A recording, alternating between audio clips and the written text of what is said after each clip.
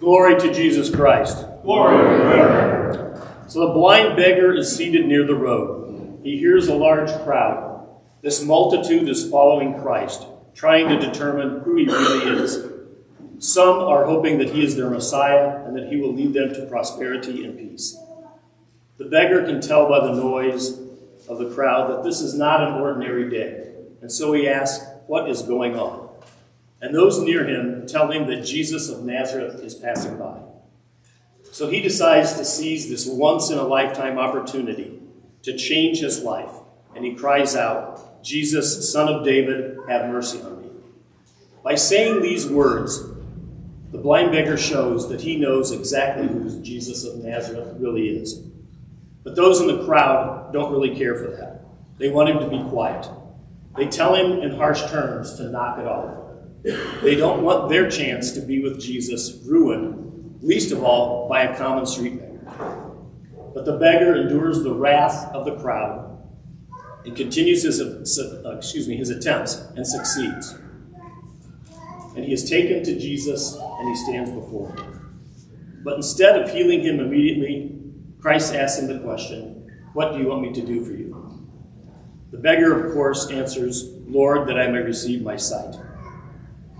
Christ grants him his sight, and the beggar travels with him for several days, praising God. When the blind man receives his sight, Christ is there in front of him and is fully revealed to him. Christ treats the beggar with simple dignity, something that the crowd did not do, and he allows him to exercise his free will. The blind beggar knows what he wants. He wants sight. He wants to be made whole. He does not want to live in darkness anymore. We all know by now that Christ is asking that question. What do we want him to do for us? We too should desire our sight, our spiritual sight. If we don't have our spiritual sight, we live in darkness and spiritual blindness the rest of our lives. What does it mean to have spiritual sight? It means seeing Christ in others. As Christ treated the blind beggar with dignity, we are called to do likewise with all people. Not just the good people, but the sick, the poor, the annoying, the struggling, the disenfranchised, the criminal, the mentally ill, and the addicts. We are all from the same Maker. It means seeing Christ in others even when they don't see him in themselves. We have all been called to life by our Creator. Some people don't know this. Some people don't understand this. Some can conveniently ignore it. And some people just outright reject it. How someone chooses to deal with this fact that God created them is their issue, not ours.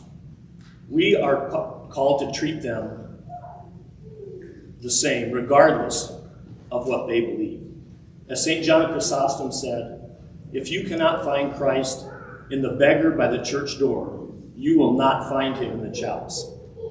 Metropolitan Deacon, in his letter to the faithful last year about Sanctity of Life Sunday, said, "Moreover, we speak of the sanctity of life for two reasons.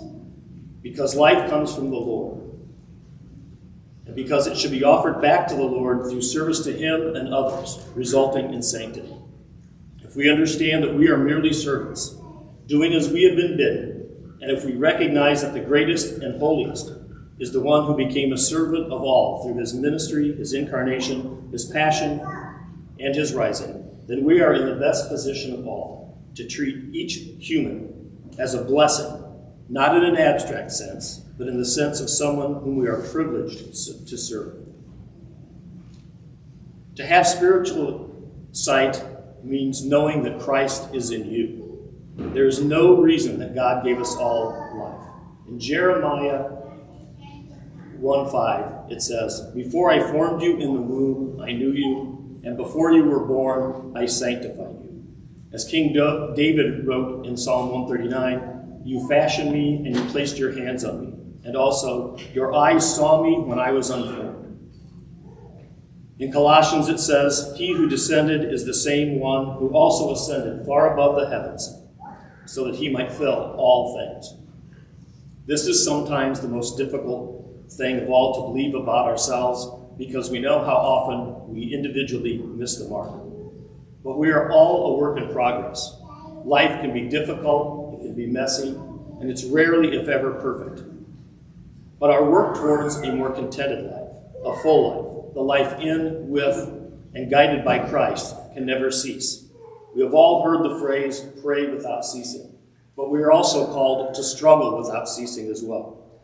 As Paul said in the Philippians, chapter 4, verse 12, everywhere and in all things I have learned both to be full and to be hungry, both to abound and to suffer need. When we struggle, we need to remember that Christ is with us. He can heal us, he has not, and he will not forget us. We are never to think or believe that we are beyond help or that hope is lost. Micah 6:8 kind of sums it up. It says, he has shown you, O man, what is good. Or what does the Lord seek from you, but to do justly, and to love mercy, and to be ready to walk with the Lord your God. Christ is in our midst. He is among us.